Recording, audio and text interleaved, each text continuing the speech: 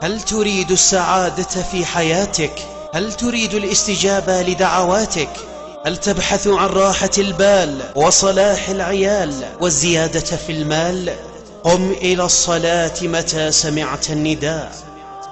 اترك ما في يديك وبادر بالاستجابة للنداء. أرجع الكرسي إلى الوراء، ضع القلم، أقفل الجوال، أجل الحديث مع زميلك، خذ فاصل، ثم ابدأ في ترديد الأذان بإخلاص وتجرد وبنفس عميق.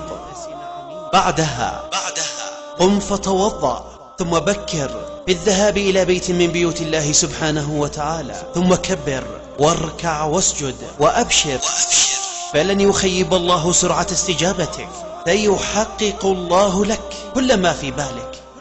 إن هذا المشهد يتكرر في اليوم 5 مرات، فبادر وردد الأذان وقم إلى الصلوات، تفز بالحسنات ورفيع الدرجات.